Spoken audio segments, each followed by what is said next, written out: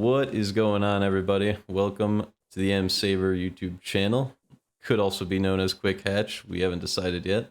Today we're going to be talking about the AL West. We're going to do quick team overviews. Also, we'll have timestamps of all this in the description if you want to click on it. But we're going to do quick team overviews. We're going to, and then we're going to project standings at the end. Today I'm here. I'm a Cardinals fan. And I'm Nolan, as you can see, but I'm also here with the other Nolan, rival Cubs fan. Billy is also a Cubs fan. I'm Hayden, I'm a big Tigers fan, big Michigan fan. All right, and with that said, let's get into it. First team we're going to be going over today is the Astros. So the Astros won the division last season, and that's why we're looking at them first. But they had kind of a rough offseason by most standards. They lose Zach Greinke, Kendall Graveman, Carlos Correa, Brooks Raley, Yimi Garcia, Marwin Gonzalez. And these are all really solid players for them over their careers. Brooks Raley actually underperformed last season based on his stats. They do pick up Hector Neris from Philadelphia to try to make up for their losses in the bullpen. They also signed Nico Goodrum to kind of help out in the middle infield. But the big star that is rising out of the minors is Jeremy Pena. So with that said, what do you guys have to say about the Astros?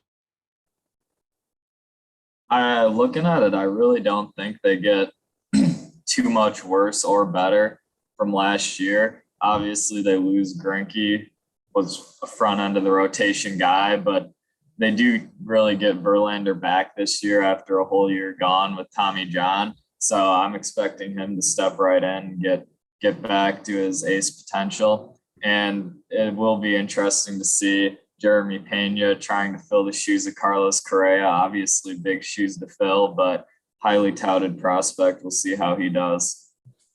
I think go ahead. Just going off of Jeremy Pena, he put up like a 135 WRC plus in 37 games in the minors last year. So he's a guy who's known to rake at shortstop. As for their lineup, there's guys everywhere. You have Altuve at the top. Bregman and Alvarez have been, long-standing contributors. Yuli Gurriel is a solid first baseman, and then probably the best hitter in the lineup and one of the best hitters in baseball, Kyle Tucker, just came out of the cannon last year. His baseball savant page is literally all red. So he's a guy who could be like a future MVP candidate. 100%. Yeah, I agree with Nolan Pap here. I think this is basically a 93, 94 win team. Pretty much going to be about the same as last year. I really like this pitching core, though. Lance McCullers is my Cy Young pick for the AL. I love having Verlander back, good veteran presence with those young guys like Luis Garcia and Framber Valdez. Jeremy Pena, obviously big shoes to fill, like you guys said. Not re-signing Correa or other options like Trevor Story really hurt them. But honestly, I think this team's going to be about the same. And I think they could come out on top of the division in the end, but we'll see. Yeah, we will have to see. I agree with pretty much everything you guys have said. I do think the step back in the bullpen could potentially take some more wins from them, but they're definitely, let's just say they're definitely in contention for the top spot in the division. Anything else you want to say about the Astros? They're a pretty consistent team. Very. All right, let's move along to Seattle. Second team we're going to be talking about today is the Seattle Mariners. So if you can see their starting lineup projected this season is going to be Adam Frazier, Ty France, Jesse Winker, Mitch Haniger, Eugenio Suarez, J.P. Crawford, Julio Rodriguez, Jared Kelenic, and Tom Murphy. And then we want to overview their offseason. They lost Tyler Anderson, Yusei Kikuchi, Sean Doolittle, Joe Smith, Jake Fraley, and Kyle Seager. But they picked up Jesse Winker, Eugenio Suarez, Adam Frazier, Robbie Ray, and Sergio Romo. So just from those names, it appears to me that they definitely have the potential to have improved. But they did lose a lot of pitching. So I do want to know what you guys think about it. Yeah, they do lose a lot of pitching, but the addition of Robbie Ray, he's going to have to be the ace, carry that staff. And I also really like the upside in the trade they made with Cincinnati to get Winker and Suarez. You can look for Suarez to have a bounce back year after really struggling last year with strikeouts and everything. But I do like the look of this team. They're going to be really young, and I think they're going to have a really deep outfield with Jared Kelenic, Julio Rodriguez, Kyle Lewis, and Winker, and all those other guys they've got. But I think it's still going to be a really young team, and you're going to have to look for those young stars coming up from the minors to really take a big step and help this team out. Yeah, speaking on their lineup, I mean, another big trade they made was getting Adam Frazier from the Padres. Had a career year last year, 3.5 FWAR. So he's going to be a solid second baseman for them. And then another guy, sort of an unsung hero last year, Ty France, had a pretty good season by his metrics, almost 300 batting average, 800 OPS. And he's going to be a guy that if this team wants to make it to the postseason, they definitely need to have him pick up his game. As for guys who might be regression candidates, Toro didn't do so hot after that really hot series that he had against the Astros when he got traded. And then Kelenic just had a lot of issues last year. And I don't know if one offseason is enough for him to get everything figured out. Yeah, I think this Mariners team is definitely going to be a contender for the division this year. I really like the young guys in this team. I think they're going to have a great time playing together. And although they lack star power, I don't think it's going to matter because this is going to be a really exciting team to watch. I think people are going to want to root for them. Super deep outfield with the young dynamic duo with Kelenic and Rodriguez. And then they also have Kyle Lewis, AL Rookie of the Year a few years ago, and Adam Frazier you could even put out there. And also a lot of spots like to put a DH too with Winker and France. It just seems like there's no true gaps in this lineup. Although like the pitching is kind of spotty, you do have the ace and Robbie Ray coming, who is going to perform pretty well, and they have a lot of their prospects are pitchers like Logan Gilbert and Emerson Hancock on the way. So I think they should fit in pretty nicely, and we could maybe see those guys make an impact this season. And I think they're gonna show up. Yeah, we know a lot about the Mariners and service time manipulation, but hopefully they do bring up their guys for a good amount of the season. And speaking of star power, you'll see with our next team. All right, as I said, look at the top of that order. You want star power? Shohei Ohtani and Mike Trout to lead off in order. And then you go Jared Walsh, Anthony Rendon, and Max Stassi, followed by, the lower tier 4, but they're all pretty good. Brandon Marsh, Joe Adell, Matt Duffy, David Fletcher. And what did they do this offseason? Well, they lose Alex Cobb, they lose Steve Cishek, but they gain a lot. They gain Tyler Wade, Noah Syndergaard, Aaron Loop, Michael Lorenzen, Matt Duffy, Archie Bradley, and Ryan Tepera. So huge moves from the Angels. And guess who's back, boys? Mike Trout is back. So they're ready to go. What do you guys have to say about the Angels? I think this should finally be the year for the Angels. If they can get a healthy Mike Trout all year along with Shohei Ohtani. I love the additions they made for the pitching staff, buying low on Syndergaard after he's coming back from Tommy John, Michael Lorenzen, and then massive upgrade to the bullpen, getting Aaron Loop, Archie Bradley, and Ryan Tepera. Not even to mention, you got their 2 young outfielders coming up, Joe Adell and Brandon Marsh. Both should be good in the outfield and provide some power and speed to the lineup. And if those guys can break out, then I think this team can be really dangerous. It's just all going to come down to that pitching, like it has been for the last few years. Look for Patrick Sandoval to also take a step up too this year in the rotation. I mean, if we're talking about 1-2s on any given lineup, Shohei and Trout might be the best in baseball history, let alone just in this modern era. Especially for Shohei has a lot of questions about, can he repeat last year? That season was incredible. Pitching wise, it's a fair bet that he probably won't be as good, but hitting wise, he will absolutely be one of the top 4 or 5 hitters in the game. Just rips the baseball with absolute impunity. Jared Walls had a great year last year, really solidified them at first base. And then Max Stassi's probably, if he can stay healthy, he's one of the best catchers in baseball. The only real question mark, I think, is Anthony Rendon coming off of injury the last couple of seasons. And he doesn't seem like he likes playing in LA for whatever reason, doesn't seem comfortable, seems kind of lost. If he can pick up his form and sort of continue that upward trajectory he had when he signed with the Angels in 2019, I think there's no reason that you don't you count this team out of a World Series title this year. Yeah, I think this is going to be a fun one to watch too. You have potentially the top 2 players in the entire MLB in Mike Trout and Shohei Ohtani. I think this team is all boom or bust. It's a matter of if they can stay healthy and if their top prospects perform at the level they're expected to do. Like if Joe Adell, Brandon Marsh, Ohtani, Rendon, and Trout all perform well, I think this team's going to be phenomenal because you know you can rely on those under the radar players like David Fletcher to hit for high average and fill in the gaps. Yeah, I also agree. Huge question mark at the starting pitching. I think you got a really solid top 3 in Ohtani, Syndergaard, and Sandoval. Otherwise, I don't know if Lorenzen can hold a starting job for much longer, but the bullpen should pull through. You can form a really nice 7-8-9 combination out of the guys there in Iglesias, Bradley, Tepera, and Loop. But yeah, I think everyone's got to come together for a good season here. And one more thing to add in here to the pitching rotation. I think we forgot about Reed Detmers. He was their first round pick in 2020, I believe.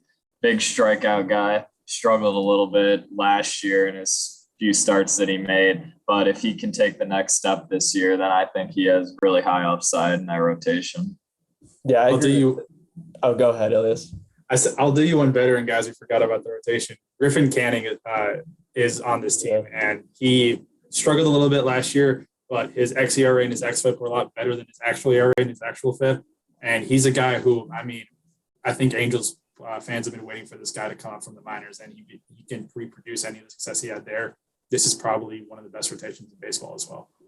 Yeah, just to touch on those young guys again, if they can fill in the 4 or 5 spots, I think this team's going to be all right. I think they'll be a playoff team easily. It's just a matter if the front office wants to go get some guys or bring guys up earlier than they expected, but which I usually don't think they do, but we'll see.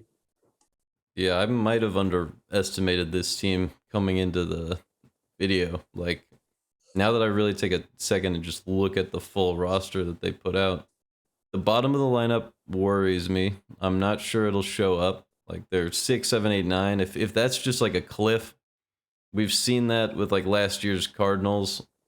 If there's a cliff in your lineup, you limit yourself to like 3 or 4 runs a game, and it kills your offense. That's what happened to the Cardinals in June last year, and like they fell off hard. But the starting rotation, frighteningly capable, because that is not something you often see in LA. If like Rendon can just not do what Pujols did, if he could just find it one more time, this team is scary. Very, very scary. And the bullpen, I really wanted to highlight the bullpen. It's night and day. Their bullpen is way better. And I would be scared if I was within their division. Agreed. All right. Now, speaking of not star power, let's move to Oakland. All right. Here's the A's lineup. Tony Kemp, Elvis Andrus, Sean Murphy, Seth Brown, Jed Lowry, Stephen Piscotty, Eric Thames, Kevin Smith, and Christian Pache. I'm not a huge fan of the lineup. I'm not a huge fan of everything they did this offseason. Let's run through that real quick. We know they're selling. So what happens when you sell? You get rid of Starling Marte. You get rid of Canna. You get rid of Yan Gomes. You get rid of Chris Bassett. You get rid of Sergio Romo, Andrew Chafin, Matt Olson, and Matt Chapman. So they lose pretty much everyone who would win them games last year, but they do get Kirby Snead, Stephen Vogt, and a lot of prospects. So hopefully those pan out for them in the future. But what do you guys have to say about this year's Oakland A's? Yeah, obviously, that after that offseason, it's clear they're going into a rebuild. They still, for now, kept together that young starting pitching core that should still be good this year with Sean Manaea and Frankie Montes. But as far as offense goes, they look really thin right now. It will be fun, hopefully, to see Christian Pache roam around that big outfield in Oakland. And hopefully he can figure out some offensive success too. And I think he could be a really good player for them. A's fans had to deal with a lot of heartbreak over the offseason, and I don't think that it's going to get any better because Sean Manaea and Frankie Montas are still on the roster, and those are both two incredible starting pitchers. I think any contending team would love to have any one of them, and they don't have that great of a farm system, so I really do see them being dealt around the deadline. But in terms of a guy who you want to watch and root for, Christian Pache, I mean, didn't really work out in Atlanta. Great defensive guy. Doesn't really have a great bat at this moment, but hopefully getting some everyday starts for a non-contending team will serve as a great learning experience for him and help him develop this year. Yeah, really unfortunate for A's fans. They were so close to becoming a playoff team after they ditched Luzardo last year for the Marlins and picked up Marte, made a couple moves there, but couldn't quite do it. And now they're turning around while the other teams in the division get stronger.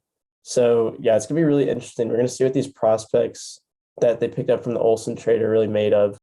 I think, yeah, Pache wasn't a really good fit for the Braves, but we're going to see what he can do in Oakland.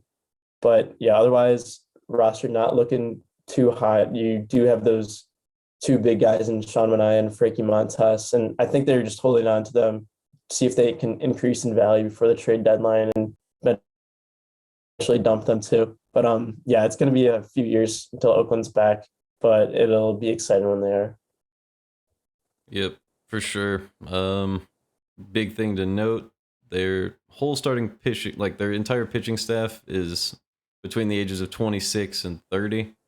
And so what I expect is they'll probably be dealing most of these guys just to try to get as much back as they can for a rebuild, unless they want to hold on for a couple veterans. But I think Manaea and Montes have so much value attached to them in a team that's just going to be falling off a cliff. So why not get something while they're still here, right? So that's how I see this season. They should just trade at the deadline or earlier, get what they can get, and move forward from there. But And also one more thing, if I recall correctly, I think they're the only team who spent $0 in free agency. So clearly we know where they're heading. So it doesn't look like we're going to have a super high winning season for the A's. that might be the only time I've ever seen a team spend zero. Yeah. But that's what they're doing, and we all know where they're headed, so no need to waste time on this season. Let's move on to a team that did spend a lot of money this year, the Rangers. We are back with the Rangers, and I've got a lot to say about their offseason, so I'm going to get right into it. So they lose Isaiah Kiner-Falefa and Nick Martinez, but that's really it, because they didn't really have any positive WAR players going into the offseason. Obviously, they traded Gallo in the middle of the season, but that's really all they lose, and in return, they spent money in this offseason. They get Billy McKinney, Mitch Garver, Marcus Semien, John Gray, Corey Seager, Martin Perez, Brad Miller, Garrett Richards, and most importantly, Matt Carpenter. So what do you guys have to say about all of these stars going to Texas? Yeah, they made big moves this offseason, dishing out nearly $500 million I think it was combined. a full billion.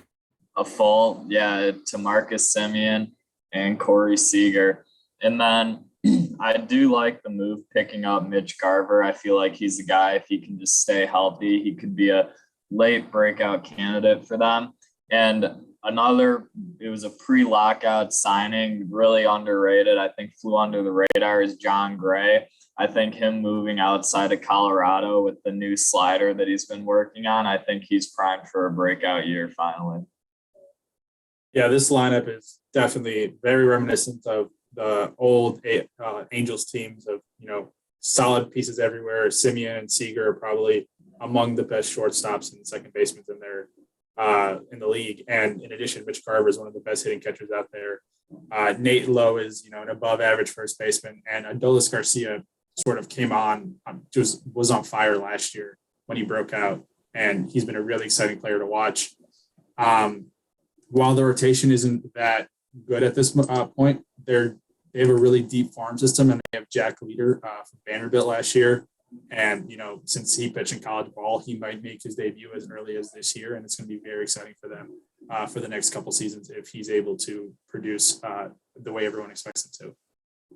Yeah, I think this Rangers team is going to be really refreshing for their fans. Having that awesome middle infield, probably the best middle infield in baseball now in Simeon and Seager.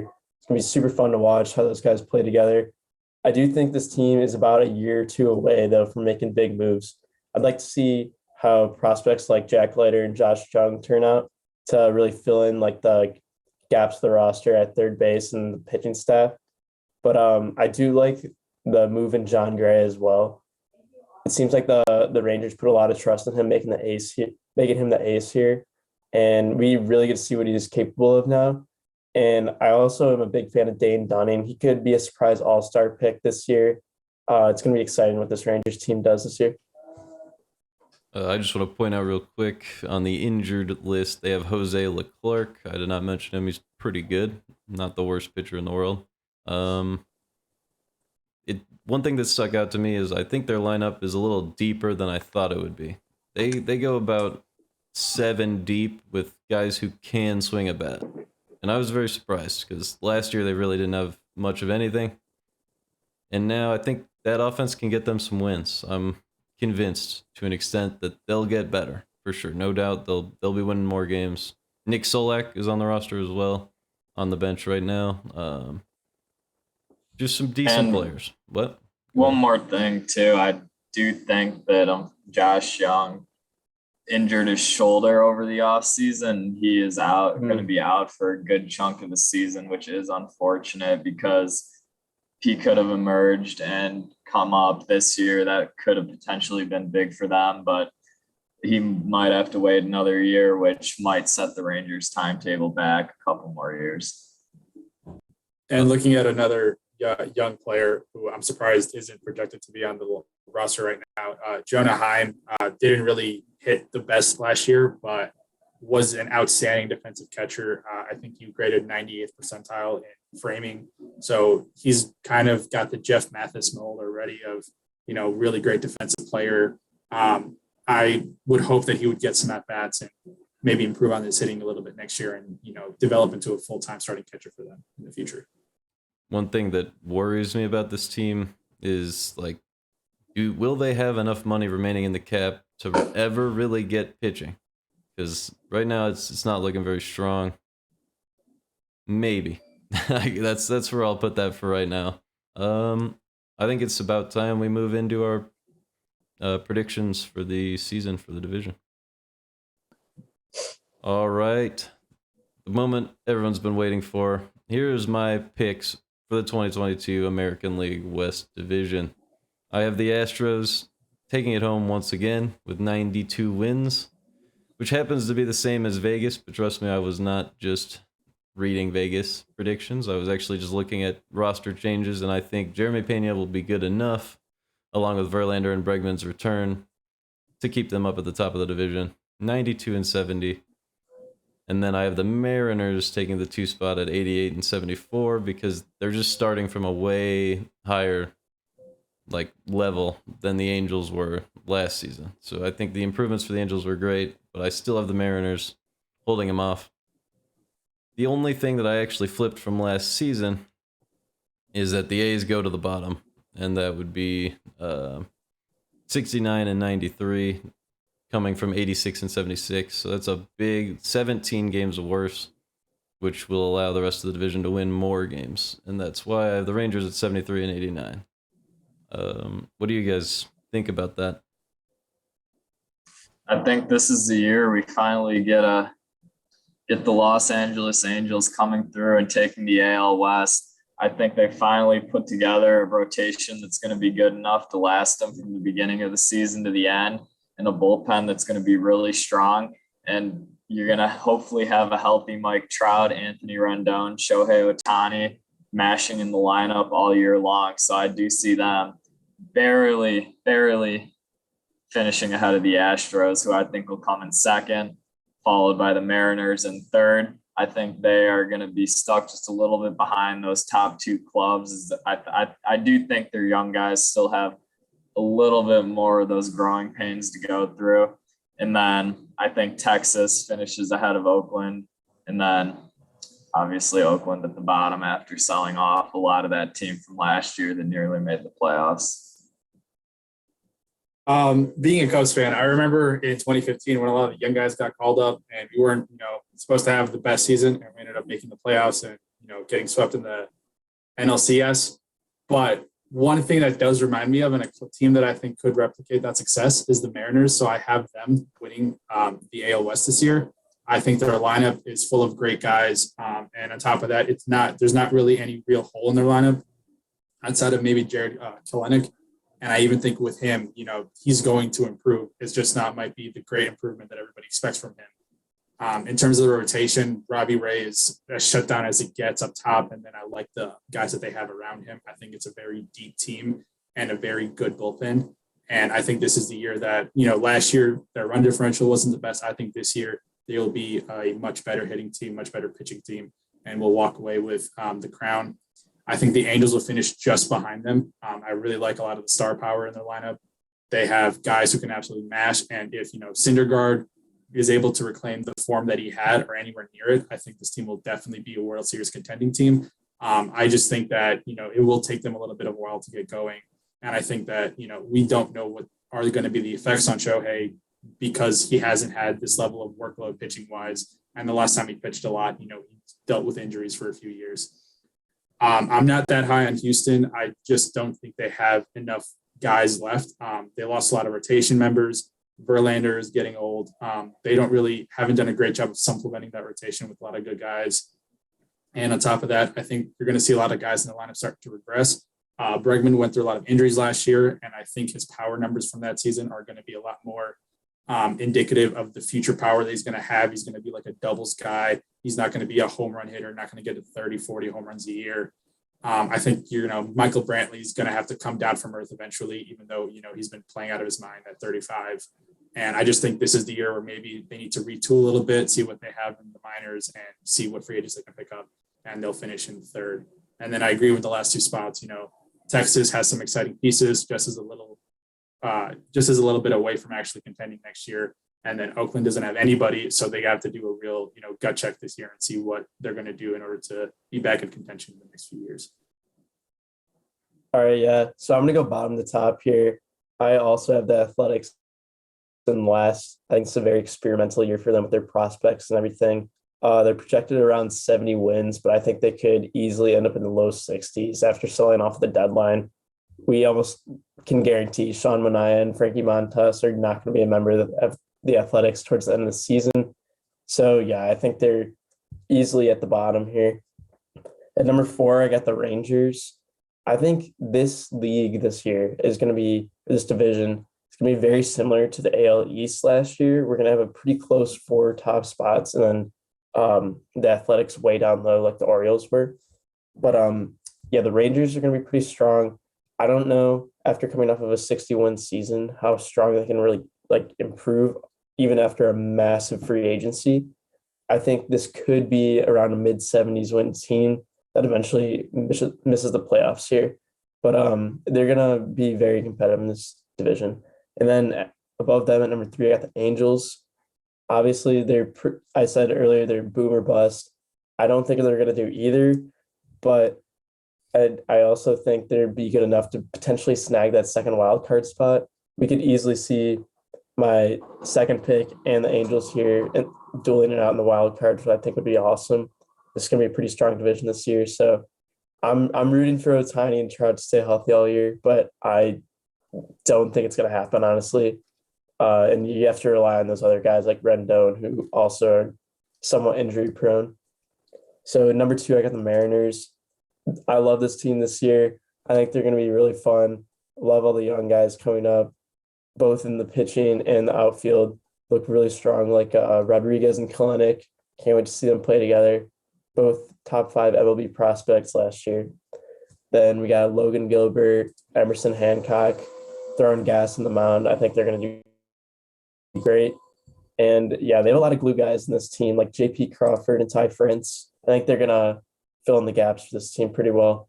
And then number 1, I have the Astros. I think they're going to take it again.